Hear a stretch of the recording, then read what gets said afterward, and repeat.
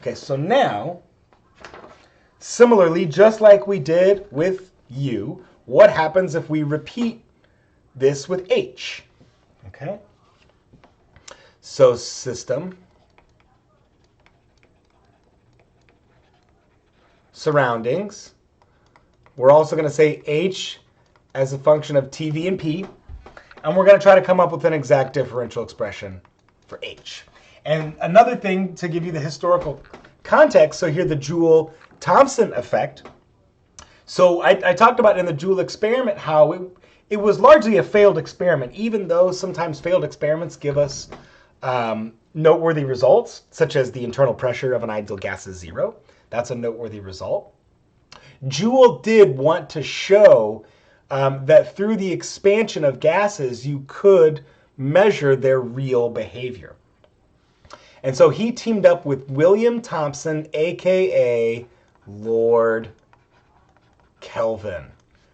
Yup, same person. William Thompson of the Joule-Thomson effect. Alter ego is Lord Kelvin. There's some cool history there. Do a wiki search on Lord Kelvin, aka William Thompson. Neat stuff, interesting history.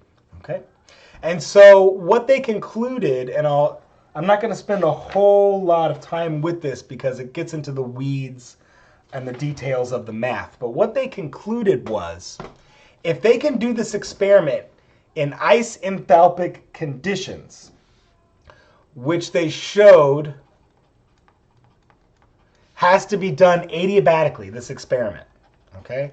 So in an isolated system, then they could measure the real behavior of gases as they're expanded. And let's go through that. Let's build this up, this exact differential expression of enthalpy, and talk about how when this Joule-Thomson experiment was repeated, it did lead to the first measurements of non-ideal behavior in gases. Okay, so let's build it up. And for now, I'm going to choose T and P for H, and then we'll put in that third variable and see what happens.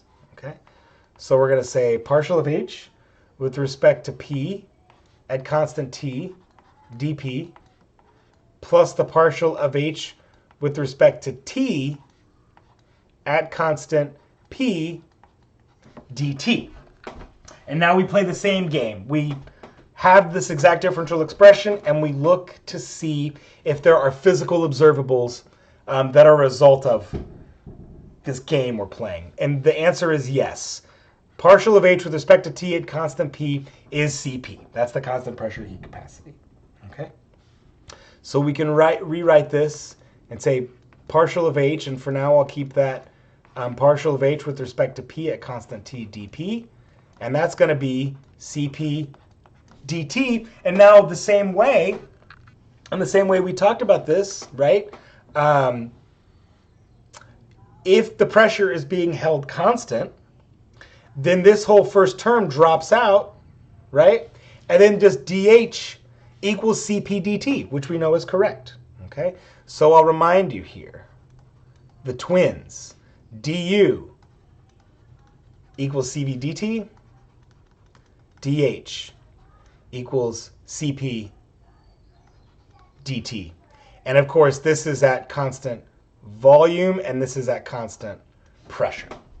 Okay? Those are the twins. Keep track of the twins. Okay? So now, what happens here? Well, Joule and Thompson had concluded that they needed this experiment to be isenthalpic. And the reason for that is to eliminate variables. Okay? So for example, if this is all isenthalpic, right, if all of that equals 0, then we can start setting this derivative equal to this derivative because we know that they should be equal because it's an exact differential expression. And we can see what manifests as a result. All right? So I will now write that as partial of H, partial of P, constant T, dP equals negative Cp dt. So I just subtracted Cp dt over to the other side. Okay? And now, if we look at how, so we talked about how, let's see here, let me think the best way to describe this. Okay, so now what I want to do is try and eliminate some more variables. Okay. So if I want to know, for example, how maybe the temperature changes with pressure at constant enthalpy, we're going to divide both sides by dP. Okay? We can do that in this algebraic manipulation.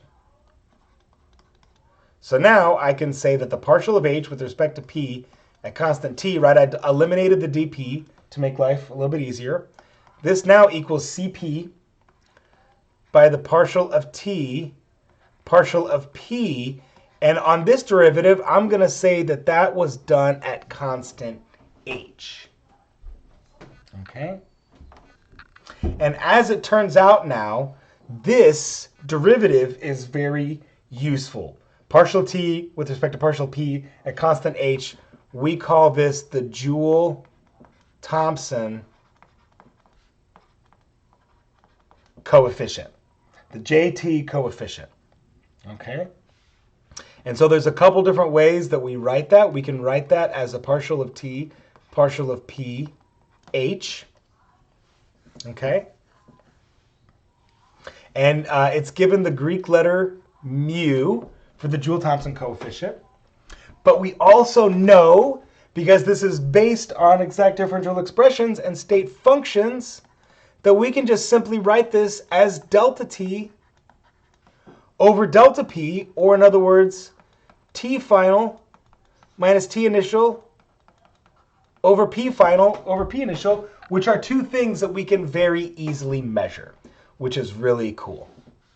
And so now finally I will rewrite our expression in H as dH equals Cp dt minus, so that's going to be mu Cp dP. So we've dropped all those derivatives, and now we have a total differential expression in H for things we can easily measure, like the change in pressure and the change in temperature. Okay? And another thing that we see that's very cool, what manifests out of this, we can see some natural variables that take place. Okay? And those natural variables are the following. H is a function of T and P. Okay? What about U? Let's go back and look at that expression for U. Where did it go? Aha! U is a function of V and T. Okay, this is going to come back later on in our discussion of the twins. U is respect to T and V. Okay, we're going to see the manifestation of that. Okay.